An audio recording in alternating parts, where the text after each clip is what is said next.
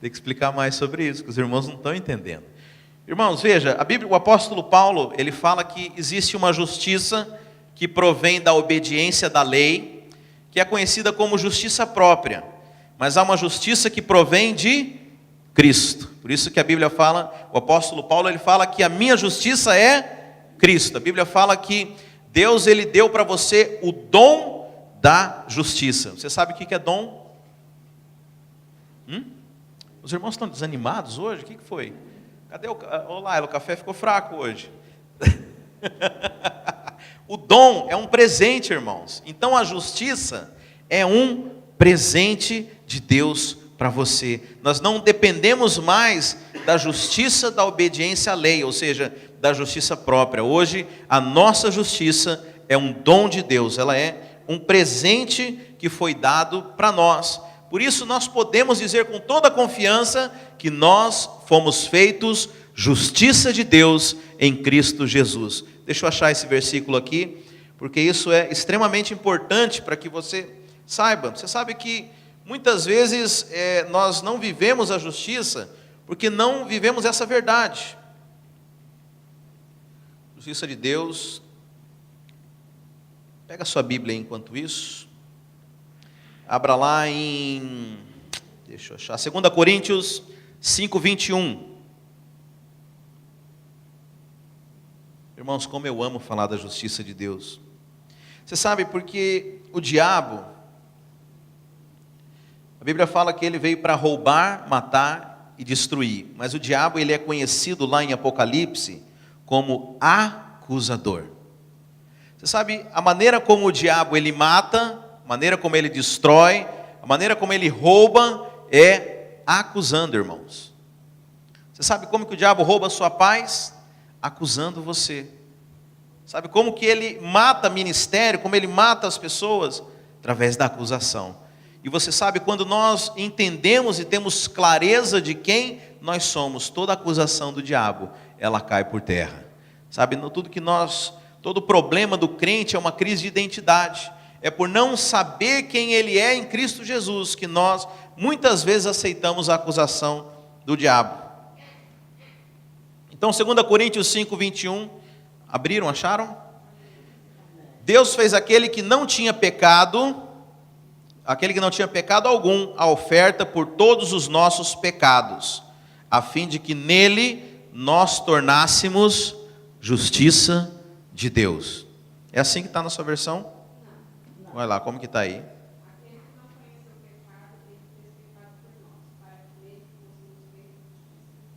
Perfeito. Quem que não conheceu o pecado, irmãos?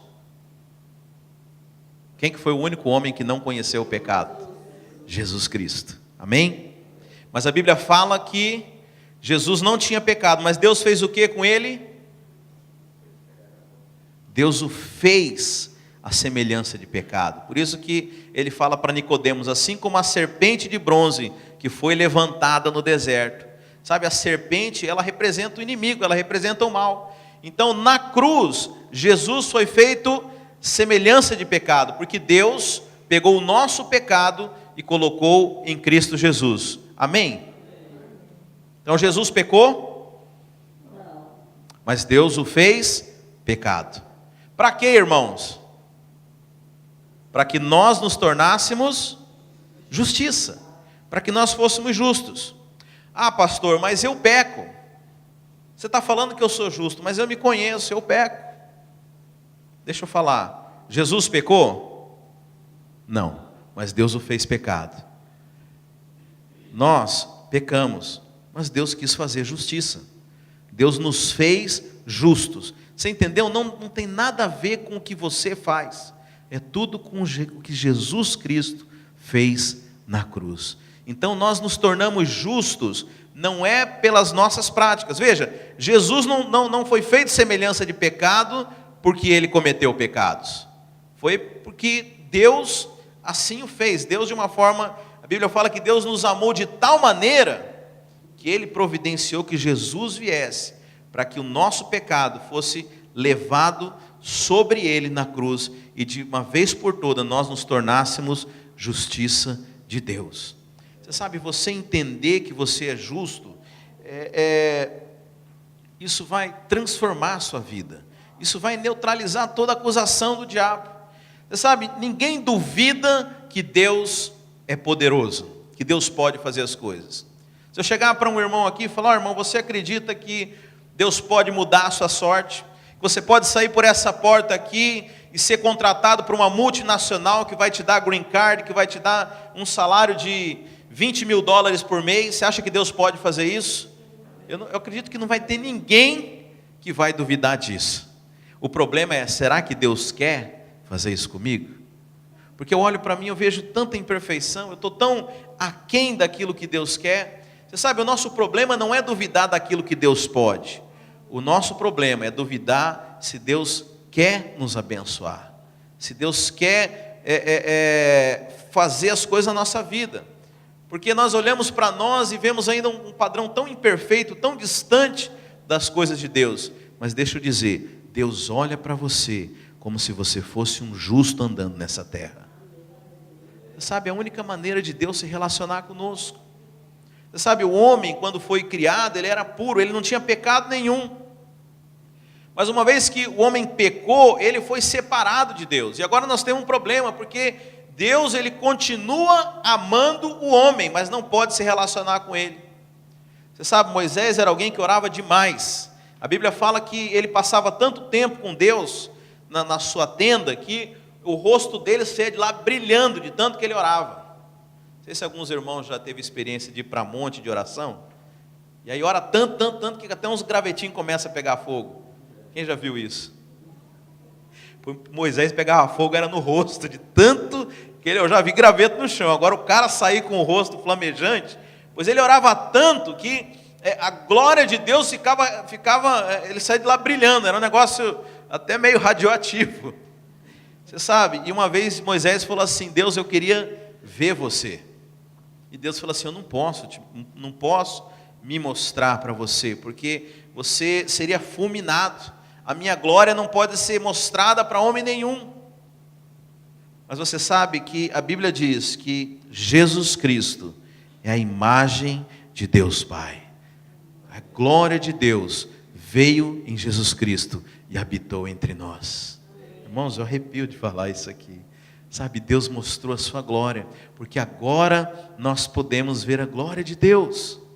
E sabe o que mais? Deus não se esqueceu do pedido de Moisés. A Bíblia fala que Jesus foi para um monte com Pedro, Tiago e João, foram para um monte conhecido como Monte da Transfiguração. E ali fala que o rosto de Cristo começou a brilhar e transfigurar, e apareceu Moisés e Elias. Deus falou: agora você pode enxergar o meu rosto.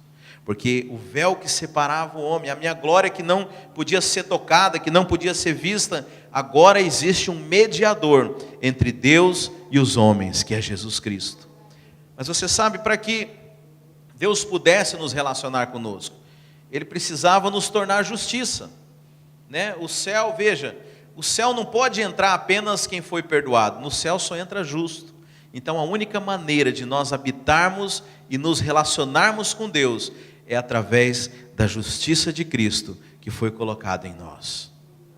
Por isso agora, irmão, você sabe, todas as vezes que você lê uma promessa no Velho Testamento, que é para o justo, quer ver uma promessa que talvez todo mundo conhece? A Bíblia fala que o justo não mendigará o pão, né? Mas aí a gente fica pensando, mas eu estou longe de ser justo, então eu não posso usufruir dessa promessa. Não, você pode, porque você foi feito justiça em Cristo Jesus. Entendeu? Então nós precisamos ler o Velho Testamento de acordo com a nova aliança de Deus, de acordo com a realidade que hoje nós somos. Nós precisamos entender tudo aquilo que a Bíblia diz, e é interessante que o apóstolo Paulo fala que em Cristo Jesus, todas as promessas de Deus, nós temos o sim e o amém. Amém? Você sabe, lá em Deuteronômios 26, quando Deus entrega a lei para os homens, é interessante que primeiro vamos abrir lá, Deuteronômios, lá no começo da sua Bíblia.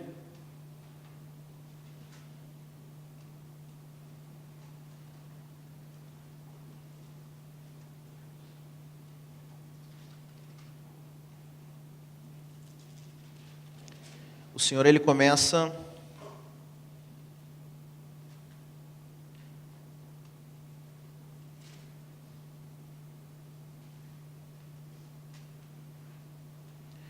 uh, 27, a partir do verso 11.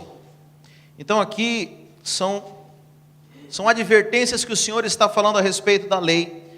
Então o Senhor mandou que Moisés subisse ao monte Ebal e começasse a proferir as advertências daquelas pessoas que não cumprissem a lei do Senhor.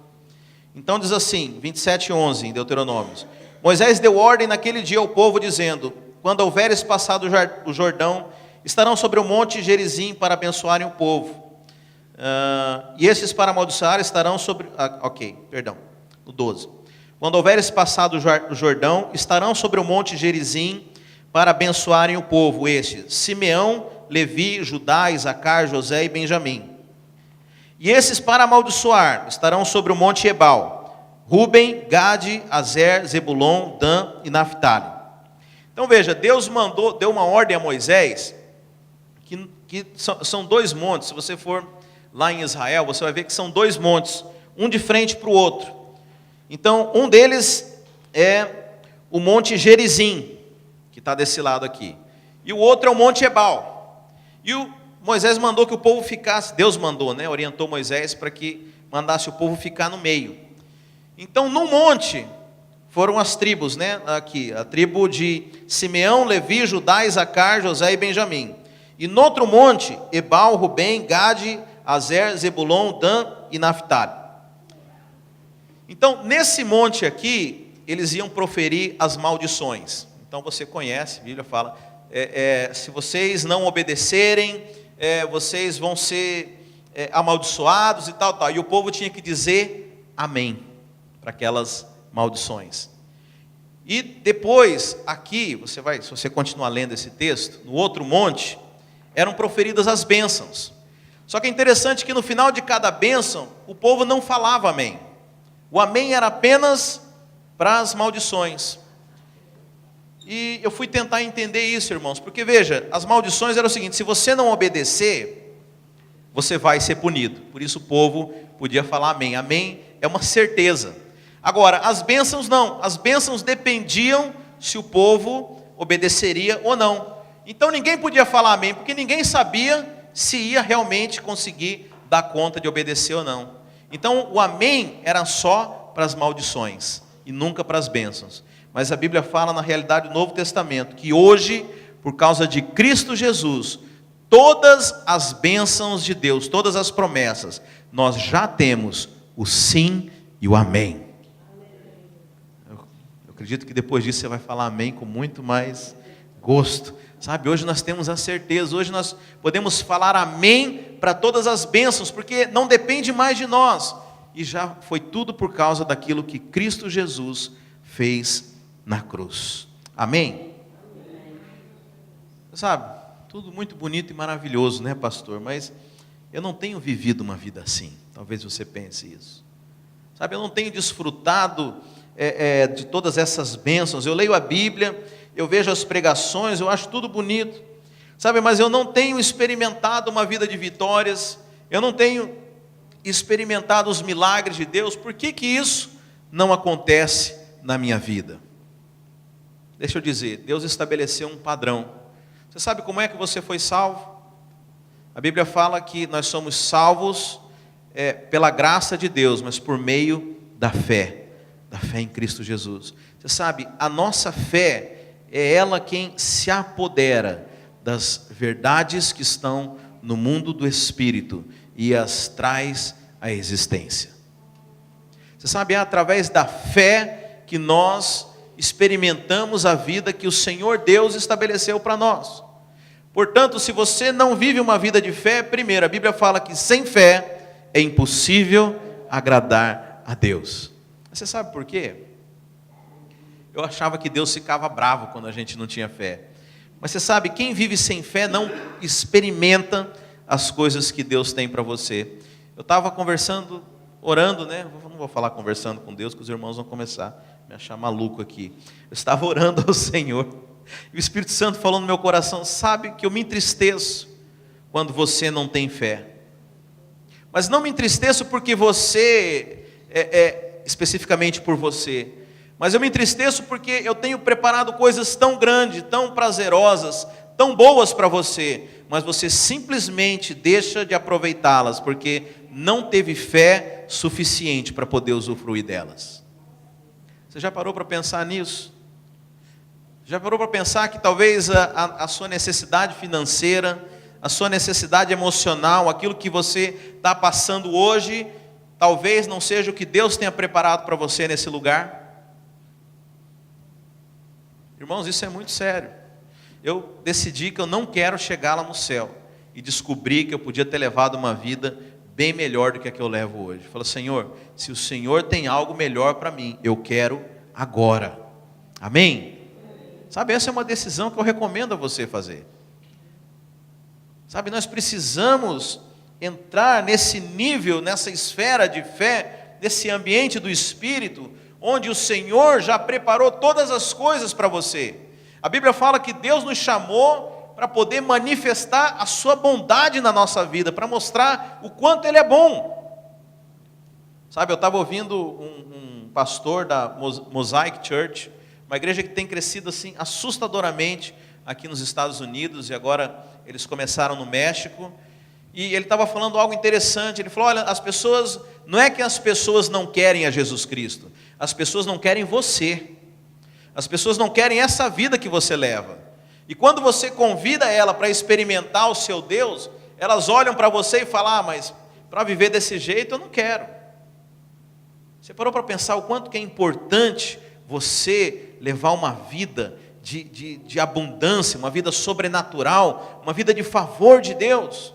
Porque esse é o objetivo de Deus, que Ele mostre através da sua vida o quanto Ele é bom e maravilhoso. Sabe, então eu fiz disso aí algo inegociável na minha vida, irmãos. Eu não aceito viver na média, né? Vou usar um termo provocativo aqui, mas que é o mesmo significado. Não aceito viver na mediocridade. Você sabe, mediocridade é média. Então a maioria das pessoas vivem na média, na mediocridade. Você foi chamado para viver uma vida excelente. Amém? Você tem coragem de declarar isso? Repete assim: eu fui chamado para viver uma vida de excelência. Não aceita nada menos que isso, irmãos. Você sabe, nós somos tomados por um conformismo. Você sabe o que é conformismo? O ser humano, irmãos, ele tem a capacidade de se adaptar a qualquer situação. Você sabe, um irmão aqui da igreja, né, eu quero fazer um calçamento lá no fundo de casa. Ele falou assim: olha, que tiver uma sobra de serviço aqui, eu te ligo para você vir buscar. E aí eu fui lá pegar uma sobra do brick. Aí, primeiro dia, cheio de dor e tal. No segundo dia eu já estava até que pegando mais legal os tijolinhos pesados. Sabe, o ser humano, ele tem uma facilidade de adaptação a qualquer coisa. Mas deixa eu dizer, a Bíblia fala: não vos conformeis com esse mundo. Não vos conformeis com esse mundo. Você não pode se conformar com isso. Veja, quando a Bíblia fala com esse mundo, há uma série de coisas implícitas. A primeira delas: saiba que você é um peregrino nessa terra. Você não é dessa terra. Não se sinta muito confortável nesse lugar, porque esse aqui não é o fim da linha para você. Sabe, eu gosto lá de Hebreus 11, quando fala do rol da fé. Fala que Abraão, pela fé, ele foi chamado a peregrinar pela terra que ele não conhecia, habitando em tendas, porque ele estava aguardando a cidade que era celestial. Ele não estava preocupado. Você sabe, naquela época de Abraão era um cara muito rico. E a moda naquela época, veja, as pessoas, elas viviam em terras, eram quase que nômades, mas a grande moda naquela época era você viver em cidades. Porque nas cidades você já tinha um certo tipo de conforto, você tinha pessoas que podiam prestar serviço para você, as cidades elas tinham muralhas, eram lugares seguros, eram lugares onde você podia comprar comida, você não tinha que plantar. Abraão ele podia ter vivido toda essa excelência de vida, mas a Bíblia fala que pela fé, Abraão decidiu habitar em tendas no meio do deserto, porque ele não se contentou, porque ele não estava preocupado com as cidades que haviam sido edificadas por homens, porque o coração dele estava esperando a cidade que tinha sido edificada por Deus, a Jerusalém celestial. Você sabe, esse é o sentimento que nós devemos ter no nosso coração. Lá em Hebreus 11 também fala que Moisés, ele vivia no palácio de Faraó. Quem conhece a história de Moisés? Moisés, ele foi colocado num cesto, e a filha de Faraó acha ele, leva ele para morar dentro do palácio. Mas Moisés preferiu sofrer junto com o povo hebreu do que morar no palácio. Ele morava no palácio de Faraó. Imagina se você fosse convidado para morar na Casa Branca. Se Trump olhasse para você, resolvesse te adotar, falar, você vai morar lá. Não, e não é para trabalhar não, você vai viver aqui como meu filho. Na Casa Branca. White House. E aí você fala, não, Deus tem uma obra para mim lá em Tampa. Eu sei que vai ser mais trabalhoso, porque lá eu vou ter que fazer house clean, eu sei que eu vou fazer o brick, mas eu sei que a vontade de Deus para mim é que esteja lá, porque lá existe algo que o Senhor quer que eu edifique. Você tinha coragem de fazer essa troca? Olha, irmão,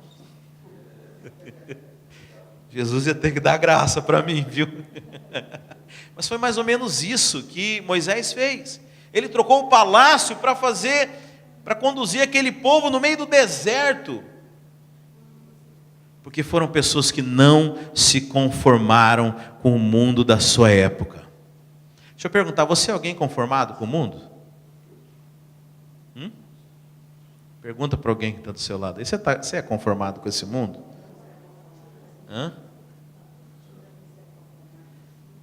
Será? Sabe, irmãos, o resultado disso, sabe que é um desdobramento aí, né? Deixa eu achar esse versículo aí.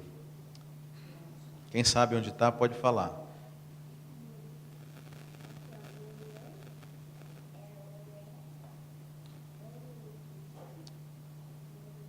Romanos 12, 2.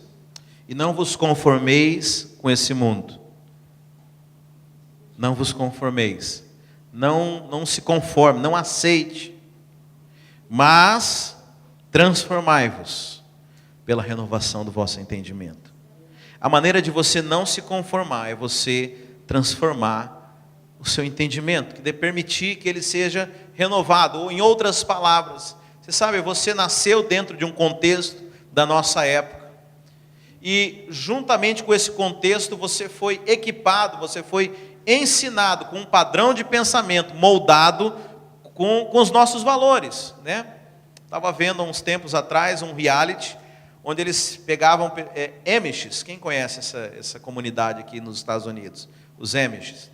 Eles são muito pitorescos, né? Porque eles não têm nada de eletrônico, não andam de carro. Inclusive eu encontrei um avião agora vindo para Atlanta. Falei, você está errado, você não pode andar de avião, porque eles são bem rústicos, né? Certo, era um Amish moderno, né? Mas a ideia... tem os radicais e tem os mais modernos. Então, o lance do reality era pegar esses Amishes, que eram os mais radicais, né? Um grupo de jovens que nunca tiveram contato com tecnologia nenhuma, tira eles lá da comunidade e bota eles lá em Nova York. Você imagina a diferença de cultura, né? E aí era o reality show. Você sabe, porque nós somos criados dentro de um sistema de cultura, né? Para o meu filho, por exemplo, internet, smartphone, tablet, é normal. Meu filho, há uns tempos atrás, com 2 anos de idade, estava chorando no banco de trás do carro. Falei, o que foi? Estava sem internet. 2 anos, estava chorando porque estava sem internet. Sabe, filho, você sabe, filho, papai, quando que o papai conheceu a internet? Você sabe quando? Não vou falar para não entregar a minha idade aqui. Mas eu lembro que eu fui fazer universidade, e tinha um computador lá na universidade que eu estava fazendo. Era um negócio assim, Uau! E a gente olhava aquela máquina, né? E eu lembro que eu criei um e-mail para mim. Já era algo assim, extremamente moderno, né? Então vejam, mas ele já foi criado dentro de uma cultura. Agora, nós recebemos valores, que são valores que não foram estabelecidos por Deus. São valores que o mundo que jaz no maligno estabeleceu para a sua vida. Sabe, e esses valores, eles não... obviamente, o propósito do diabo é que você não experimente as coisas de Deus. Então, esses valores, eles são contrários à palavra de Deus. Então, a Bíblia fala que nós não devemos nos conformar com esse mundo. Ah, pastor, mas eu te garanto que eu não sou conformado, porque eu não aceito viver só com o que eu tenho, por isso eu trabalho para conquistar as coisas. Tomou bomba do mesmo jeito, porque isso é pensamento do mundo. Sabe, você crescer, trabalhar, enriquecer e ter alguma coisa, ter um nome, ter alguma fama, isso são valores do mundo, irmãos. Isso aí não tem valor diante de Deus. Você sabe, a vida que realmente importa não é essa vida que aos olhos do mundo parecem ter tanto sentido. Estou tentando lembrar uma frase aqui que eu vi de um missionário nosso, que ele fala assim: olha, o maior fracasso diante de Deus é você ser bem sucedido naquilo que Deus não te chamou para fazer. Você já parou para pensar que talvez você pode ser alguém bem sucedido, mas em algo que Deus não te chamou para fazer?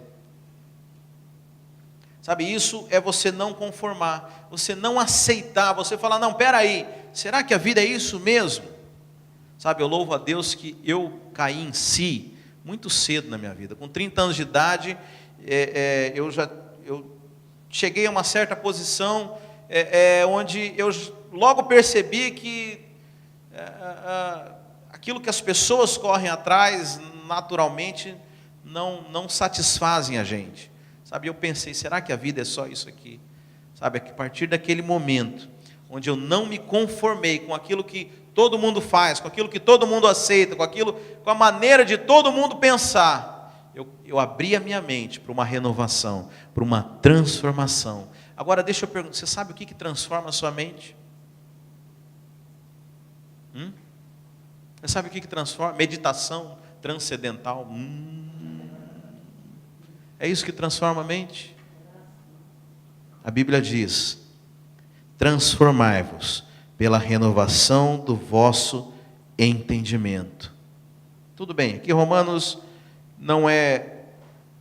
talvez não seja tão prático, mas essa palavra transformar-vos aparece apenas 3 vezes no Novo Testamento. Uma eu já falei aqui, que foi quando Jesus se transfigurou, é essa palavra. A segunda é aqui que nós acabamos de ler. E a terceira, a Bíblia fala que nós somos transformados quando nós contemplamos a Cristo. E somos transformados de glória em glória. Sabe, por isso todas as vezes que você escuta a palavra, todas as vezes que você vem para uma reunião, todas as vezes que você lê a Bíblia, todas as vezes que você ora, você está sendo transformado de glória em glória. Sabe, não é uma transformação completa numa única experiência, né? Você sabe que nós já somos taxados às vezes de fazer lavagem cerebral, né? Imagina se essa transformação fosse repentina na sua mente, né? Do dia para a noite, mas cadê o Luiz? O Luiz não é mais o Luiz, né? Então é uma transformação que ela é gradual e progressiva nas nossas vidas, mas nós precisamos ser transformados. Mas você sabe qual que é o resultado disso? Sabe qual que é? Continua aqui. Para que experimenteis qual seja a boa, agradável e perfeita vontade de Deus. Agora, então eu preciso, quando aqui fala de você experimentar a boa e perfeita e agradável vontade, você tem que considerar que Deus tem uma vontade para a sua vida. Amém? Deus tem uma vontade para a sua vida? Ou você caiu de paraquedas aqui nesse mundo? Não, eu estava lá, nasci, mas Deus nem lembrou de mim. Não é isso que a Bíblia diz. Deus conhece você. A Bíblia fala que aquele que dantes vos conheceu, também vos predestinou Amém? Deus conhecia você antes de você nascer. Talvez para os seus pais você foi um acidente, mas para o seu pai verdadeiro, você foi planejado, foi sonhado. E mais do que isso, o Senhor, de antemão, Ele escolheu você para um projeto, para viver coisas boas, como eu já falei aqui, para manifestar a sua glória, manifestar o seu poder, manifestar o quanto Ele é bom. Já pensou que legal isso?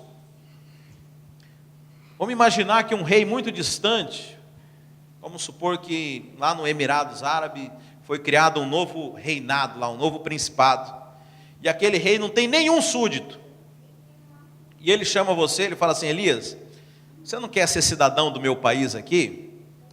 Ué, qual que é a vantagem que você me dá? Não, você vai ter vida eterna, você vai morar aqui, vou te dar do bom e do melhor. Mas melhor do que isso, eu quero que você continue morando aí nos Estados Unidos, e como eu quero que mais pessoas se tornem cidadãos do meu país, do meu principado, do meu governo, eu vou fazer o seguinte: eu vou te encher de riquezas. Você vai ser um cara que as pessoas vão olhar para você, todo mundo vai falar: uau, eu queria ter uma vida igual a você. Aí você vai falar para essas pessoas: você quer ter uma vida igual a minha?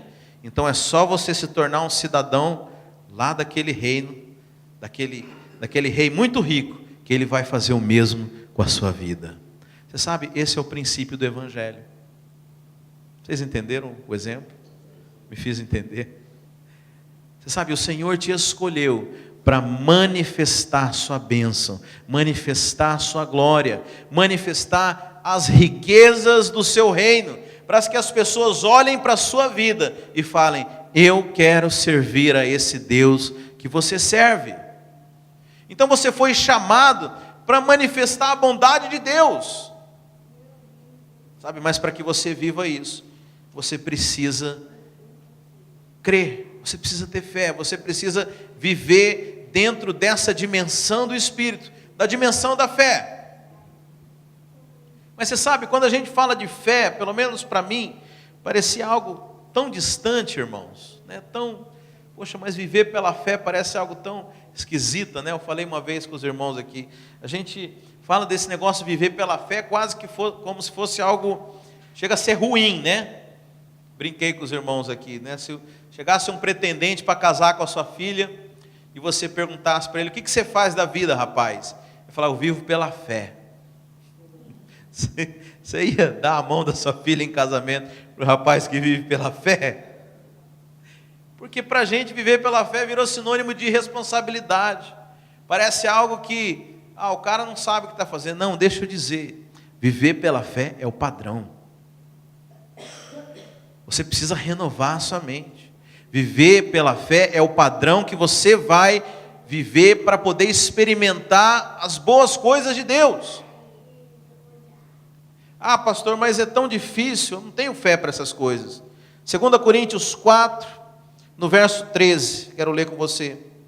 Tendo, porém, o mesmo espírito da fé, como está escrito: crie, por isso é que falei. Também nós cremos, por isso também falamos. A Bíblia afirma que há um espírito chamado espírito de fé. Eu mencionei alguns homens aqui, mencionei para vocês a respeito de Moisés, falei a respeito de Abraão, mas se você for lá para Hebreus 11, né, que é conhecido como o rol da fé, né, onde fala daqueles grandes homens, fala de Davi, fala de homens e mulheres que alcançaram testemunho por causa da sua fé. Talvez você lê a Bíblia e fique impressionado com a fé dos homens e olha para a vida deles e fala: uau, esses eram homens de fé, pois a Bíblia fala que nós temos o mesmo espírito de fé daqueles homens e mulheres da Bíblia. Amém? O mesmo Espírito Santo que operou sobre eles. Aliás, eu quero dizer muito mais, porque hoje, no Antigo Testamento, a Bíblia fala que o Espírito do Senhor vinha sobre aqueles homens. O Espírito do Senhor vinha sobre Davi, se apoderava dele, ele se tornava um guerreiro tremendo. O Espírito do Senhor vinha sobre o profeta Eliseu e ele começava a profetizar. O Espírito do Senhor vinha sobre Sansão e ele se tornou um homem extremamente forte. Mas sabe, no Velho Testamento, o Espírito do Senhor, ele vinha sobre os homens e se retirava. Ele não podia habitar, mas hoje nós vivemos, como a Bíblia fala, o meu Espírito será derramado sobre toda a carne. Sabe, hoje nós temos o Espírito Santo em nós, o tempo todo. Então aquilo que homens podiam experimentar apenas em ocasiões extremas, hoje nós podemos viver todos os dias nesse padrão. Mas ironicamente, nós não desfrutamos dele. Ironicamente, nós vivemos muito aquém daquilo que aqueles homens viveram no Velho Testamento. O que é uma tremenda contradição, irmãos, porque eles tinham uma experimentação muito pequena daquilo que hoje nós vivemos como realidade. Jesus Cristo falou que nós faríamos obras maiores. Porque até quando Jesus fala aquilo, o Espírito Santo não havia sido dado, não havia vindo e habitado no homem. Hoje nós temos todas as ferramentas, nós temos tudo que aquelas pessoas sempre sonharam. A Bíblia fala que o menor no reino dos céus é maior do que João Batista. Quem conhece João Batista? João Batista era um homem cheio do Espírito. A Bíblia fala que João Batista estava no ventre da sua mãe, estava na barriga da mãe, e ele já era cheio do Espírito Santo de Deus. Uau! Você já pensou isso? Mas eu quero dizer que o menor no reino dos céus é maior do que João Batista.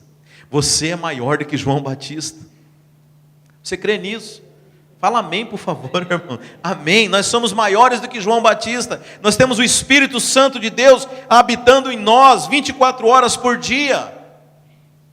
Mas de uma forma contraditória, nós somos talvez a geração que menos tem feito obras, que menos tem feito as coisas, que mais se acomodou, porque se conformou com o mundo, com o aparente conforto que o mundo te oferece, uma migalha que o mundo te deu, te matou a fome com um pão velho, e você agora se sente satisfeito. É importante que nós renovemos a nossa mente, é importante que nós sejamos inconformados. É importante que você não aceite, porque deixa eu te falar uma coisa, existe um universo de coisas que Deus preparou para nós. Existe um universo de coisas, existem países, nações que você vai pisar, existem coisas que você vai falar, existem empresários, presidentes, diplomatas para quem você vai pregar.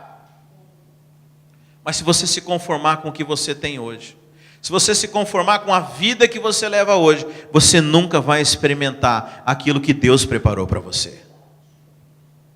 Sabe, isso é um problema. Às vezes nós preferimos a segurança, nós preferimos viver com pouco, com migalhas, né? E no Brasil a gente sabe muito bem disso. O governo dá uma mesada miserável lá e aí todo mundo fica satisfeito. Sabe, Deus tem muito mais para você. Você é filho de Deus. Você foi chamado para expressar a majestade, as riquezas, o poder, o governo dos céus. Para de viver uma vida medíocre, uma vida tacanha, uma vida pequena, uma vida dependente de pequenas coisas. Sabe, não se conforme. Você recebeu o Espírito de fé. O mesmo Espírito de fé que habitou em todos aqueles homens está dentro de você hoje. Mas é interessante que aqui fala, porque nós temos o mesmo Espírito de fé, tendo porém o mesmo Espírito, como está escrito, criei, por isso falei. Você sabe, nós precisamos aprender a declarar a palavra de Deus. Sabe, você foi chamado para falar.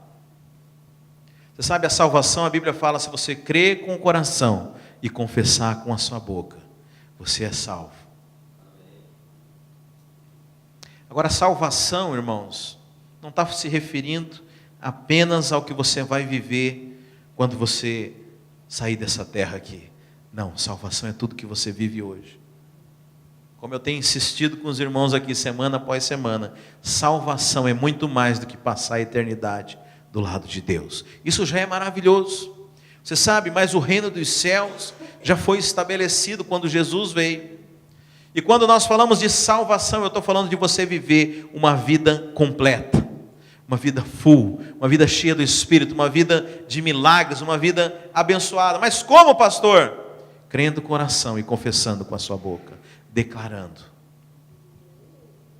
Você sabe, a Bíblia diz que o universo todo ele foi criado pela palavra de Deus, apenas com a boca. Nós temos o mesmo Espírito do Senhor. Sabe, nós somos chamados para declarar as coisas de Deus, para declarar a realidade.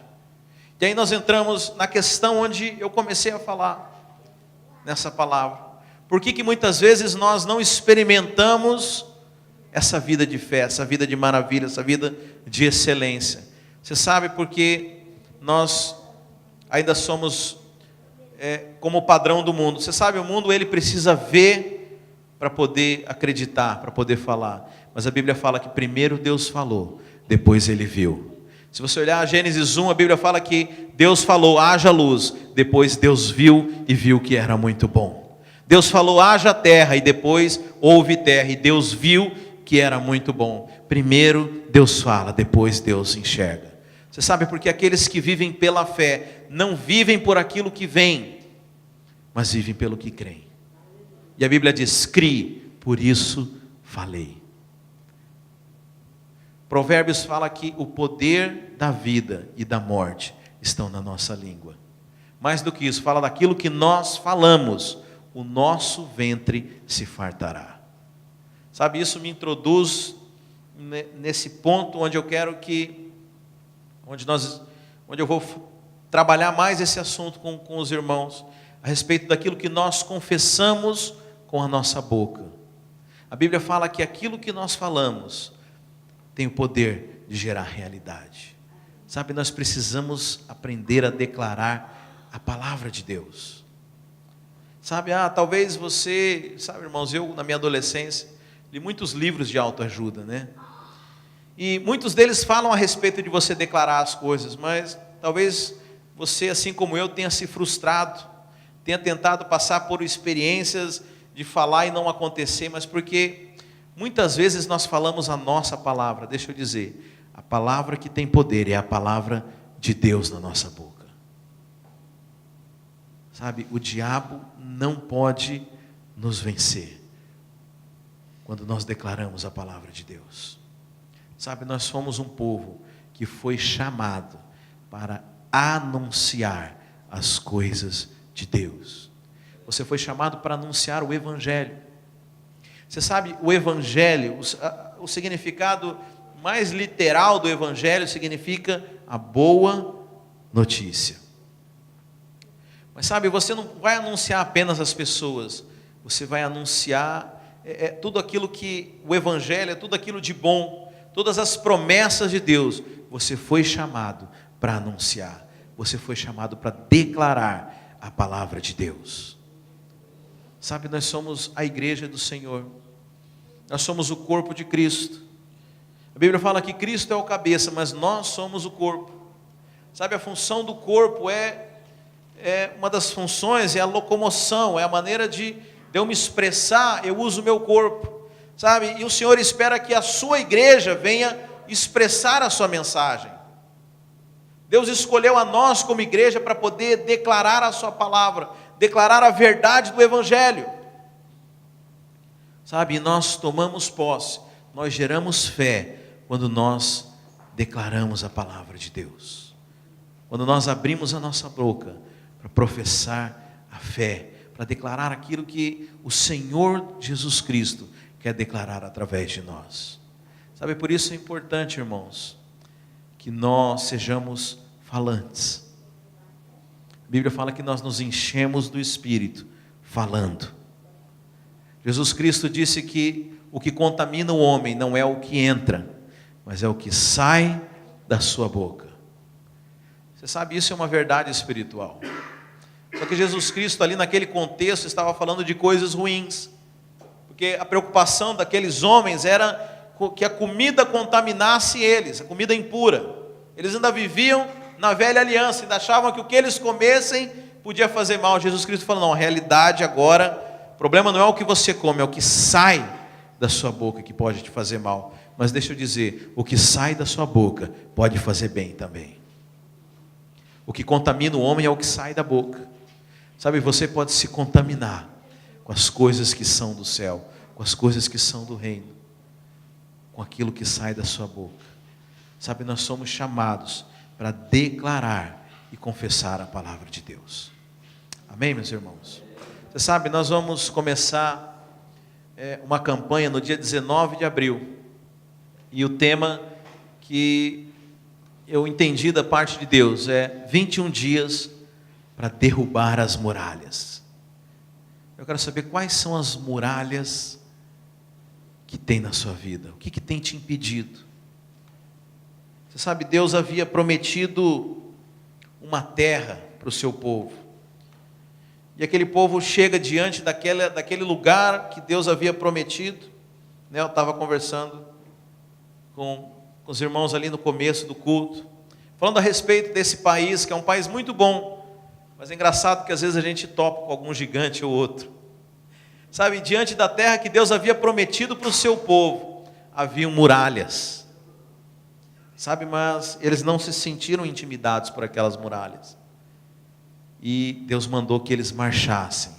Deus mandou que eles declarassem, que eles tocassem o chifre do cordeiro. Você sabe o que é o chifre do cordeiro nos dias de hoje?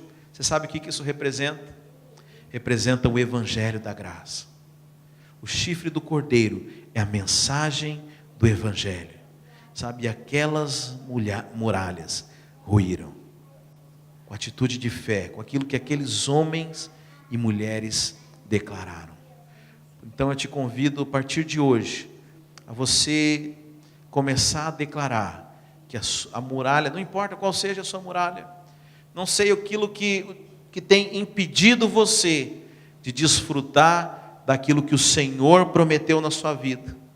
Eu não sei o que tem impedido você, talvez o seu desafio para você viver um casamento bom, um relacionamento, você viver no país, e você ter provisão, suprimento. Eu não sei qual é a muralha que está diante de você, entre você, que está impedindo você de alcançar aquilo que Deus tem para você.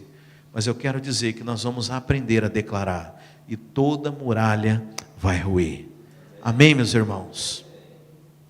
Você sabe, Josué marchou 7 dias. Nós vamos orar 21 dias. 21 dias é um número que na Bíblia, aparece diversas vezes. Mas eu gosto de quando Daniel começa a orar ao Senhor. A Bíblia fala que por 21 dias Daniel orou, até que o anjo do Senhor aparecesse para ele e trouxesse aquilo que ele estava pedindo. Então nós vamos, do dia 19 de abril até o dia 10 de maio, são 21 dias onde nós vamos estar orando e, se você quiser também, estar jejuando, para que as muralhas venham cair. Nós vamos declarar a palavra de Deus e você vai tomar posse da herança que o Senhor tem para você. Nós somos um povo que foi chamado para sermos conquistadores. Deixa eu contar uma coisa para você. A Bíblia fala que Deus é o dono de todo o ouro e toda a prata. Você sabe, o diabo por um tempo roubou isso de Deus, mas Jesus Cristo conquistou isso na cruz. Eu quero dizer que nós viemos aqui tomar posse da herança do nosso Deus, porque nós somos feitos filhos, e se nós somos filhos, nós somos merecedores da herança. Amém? O que alguém que tem um testamento precisa para receber herança, irmãos? Precisa fazer algum tipo de coisa? Não, quem tem um testamento, ele simplesmente vai lá receber.